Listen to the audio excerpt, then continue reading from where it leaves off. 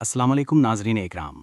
S voice channel की तरफ से आप सबको खुश आमदीद। मेरी आज की वीडियो उरहान सीरीज़ के बारे में है। और नाजरीन इकराम, वैसे तो एपिसोड 18 का दूसरा ट्रेलर रिलीज़ हो चुका है और एपिसोड 18 के दोनों ट्रेलर्स में बहुत से एक्साइटिंग सीन्स दिखाए गए हैं। मिसाल के तौर पर अलाउद्दीन को शाहीन शाह का तलवार मार देना, जिसकी वजह से व्यूअर्स को परेशानी है कि क्या अलाउद्दीन का किरदार ख़त्म होने जा रहा है। और दूसरी तरफ उरहान के दो करीबी आल्प्स, जिनमें से एक आल्प तारीखी भी है यानी कि बालाबन, तो इन दोनों को तलवार के वार से शदीद जख्मी दिखाया गया है और मालूम नहीं हो पा रहा कि वो बचेंगे या नहीं।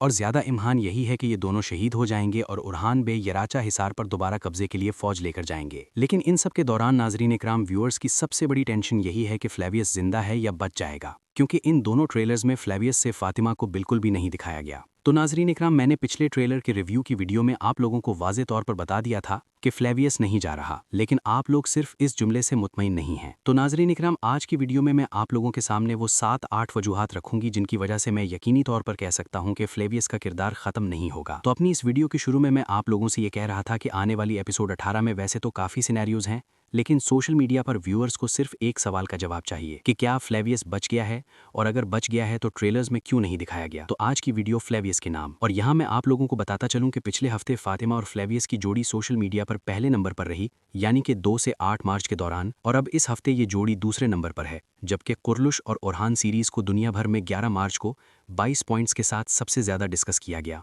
जबकि पहले नंबर पर एशरफ रोया सीरीज 23 पॉइंट्स के साथ रही, यानी कि दोनों में फ़र्क थोड़ा सा है। और नाजरीन इकराम, इस हफ्ते यानी कि 8 से 14 मार्च के दौरान फातिमा और फ्लेवियस की जोड़ी 16.72 रेटिंग के साथ तीसरे नंबर पर रही, जबकि उरहान और स्पोर्चा 8वें नंबर पर और उरहान और नीलुफर की जोड़ी 9वें नंबर पर रही। तो फ्लेवियस का किरदार नहीं ख़त्म किया जाएगा, मेरे इस दावे के कई सबूत हैं। और कुर्लश उरहान के एक फ़ैन मोहम्मद सियो ने सोशल मीडिया पर इस हवाले से कई दिलचस्प पॉइंट सामने रखे हैं। मसलन, फ्लेवियस के ना मरने की पहली वजह यह है कि एपिसोड 17 के तीसरे ट्रेलर के कमेंट सेक्शन में महमद बुज़दाग ने ये लिखा, फ्लेवियुसन आकिबती सिजने ने औलाजाक, यानी कि जिसका मतलब है कि आपका क्या ख्याल है फ्लेवियस के साथ क्या होगा।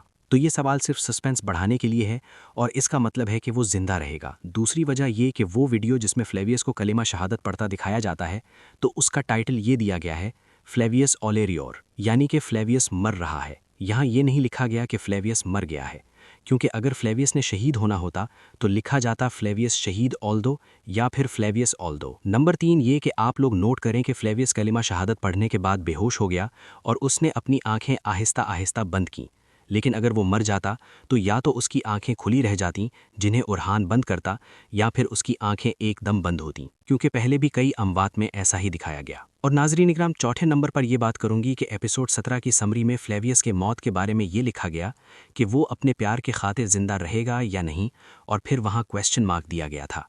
ये इस तरफ इशारा है कि वो जिंदा रहेगा। और नाजरीन इकराम, हम जानते हैं कि पहले भी कई बार ऐसे किरदार दिखाए गए कि वो किरदार मौत के किनारे पर होता था लेकिन जिंदा बच गया। मिसाल के तौर पर कुर्लुश अस्मान में बाला खातून को दिखाया गया। इसके अलावा देरली शार्तुरुल के सीज़न 3 में अर्तुरुल गाजी को शदीद ज़ख्मी करने के बाद गायब किया गया, और एक एपिसोड में तो अर्तुरुल गाजी का तज़किरा बिल्कुल भी नहीं किया गया और ना ही उन्हें दिखाया गया।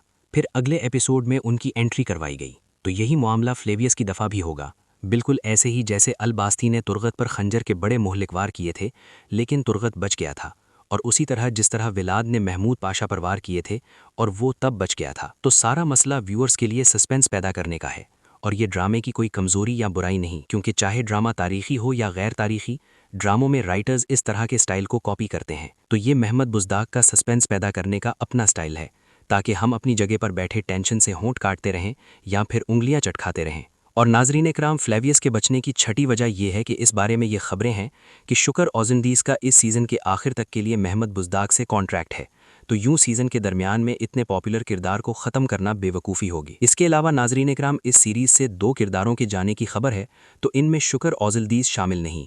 तो मेरे ख्याल में ये वही 2 आल्प्स होंगे जिन्हें आने वाली एपिसोड में शहीद होता दिखाया जाएगा। इसके अलावा नाजरीन इकराम, 8वीं वजह यह है कि इन तारीखी ड्रामों में जब कोई किरदार मरता है तो जब उसकी आंखें बंद होती हैं तो बैकग्राउंड में बिजली की कड़क सुनाई जाती है। देरली शार्तुरुल से लेकर अब तक यही क्लासिकल अंदाज चला आ रहा है। और सबसे बढ़कर ये कि अगर प्रिंसेस सोफिया जिंदा होकर वापस आ सकती है तो फ्लेवियस क्यों नहीं, जो कि इस सीरीज़ की गिरती रेटिंग को उठाने की सबसे बड़ी वजह है। और इसकी जैमरे के साथ जोड़ी व्यूअर्स की फेवरेट जोड़ी बनी हुई है। और फ्लेवियस के किरदार की इन 17 किस्तों में मैसिव कैरेक्टर डेवलपमेंट उसे मारने के लिए तो नहीं की गई है, तो इसलिए इस बारे में तो बेफिक्र रहें कि फ्लेवियस जा रहा है या नहीं। हमारा सवाल ये होना चाहिए कि इसकी रिकवरी का सिनेरियो दिखाया जाएगा या नहीं, कि किस तरह उसके उस्मानी ख़ानदान से बॉन्डिंग बनेगी, किस तरह वो ओरहान के करीब तर होता जाएगा, और फिर किस तरह वो फ्लेवियस से एब्रनोस बनकर अकिंजी दस्तों का कमांडर बनेगा, और फिर सबसे बढ़कर ये कि किस तरह वो फिर एक अच्छा अमली मुसलमान बनेगा। क्योंकि आप लोग याद करें कि हमें पिछली किस्तों में इसे शराब पीता भी दिखाया गया है। और ऐसे सवालात करने की सबसे बड़ी वजह यह है कि ऐसा लगता है कि आने वाली एपिसोड में एक टाइम जंप आएगा, जैसा कि नीलुफर खातून की कंडीशन जो दिखाई गई है उससे वाज़ेह है। लेकिन हमें यही डर है कि वो टाइम जंप इतनी जल्दी ना दिखा दिया जाए कि हम ये देखने से रह जाएं कि जब ओरहान फातिमा को फ्लेवियस के लिए रोता देख रहा था तो मशकूक हुआ था, तो अब उसका आने वाली किस्त में रद्द-ए-अमल क्या होगा। क्योंकि इस सीरीज़ में ओरहान को एक ऐसा इंसान दिखाया जा रहा है जो अपने जज्बात आसानी से जाहिर नहीं करता, अपनी परेशानी, दुख और अंदरूनी कशमकश को अपने अंदर ही छुपा लेता है। इसलिए वो अपने जज्बात जब जाहिर करता है तो हम व्यूअर्स पर गहरा असर छोड़ता है। लेकिन अगर शुरू में ही टाइम जंप आ गया तो बहुत से इमोशनल सीन्स मिस हो जाएंगे और कहानी सीधी आगे चली जाएगी। और नाजरीन इकराम, अब आते हैं फातिमा खातून की तरफ, जिसका किरदार भी इन दोनों ट्रेलर से बिल्कुल गायब है। तो उसकी भी यही वजह है कि अगर महमद बुज़दाग फातिमा को रोता हुआ दिखाएंगे तो इस जोड़े के फैंस का दिल बैठ जाएगा कि फ्लेवियस का किरदार ख़त्म हो गया है और वो बददिल होकर नई किस्त नहीं देखेंगे। लेकिन अगर फातिमा को हंसता हुआ दिखाया गया तो सारा सस्पेंस ख़राब हो जाएगा जो कि फ्लेवियस के बारे में महमद बुज़दाग क्रिएट करना चाह रहे हैं। और इसके अलावा फातिमा के बारे में पिछली एपिसोड में मालहून और गोंचा के दरमियान ये सीन और इनकी बातें दरअसल दिल और अकल के दरमियान कशमकश की नुमाइंदगी कर रहा था। यानी कि गोंचा फातिमा के बारे में मालहून खातून को दलीलें देते हुए दिल और जज्बात को आगे रख रही थीं, जबकि मालहून अकल और लॉजिक को सामने रखकर अपने डर का इजहार कर रही थीं। लेकिन इन दोनों में से जीता कोई भी नहीं, क्योंकि दोनों अपनी जगह ठीक थीं। और अच्छी बात यह है कि गोंचा को मालहून के करीब और साथ साथ दिखाया जाता है, क्योंकि ना तो नीलुफर और ना ही हलीमा अपने ख्यालात इस तरह बयान कर सकती हैं, वरना मालहून फातिमा के बारे में मज़ीद सख्त हो जाती।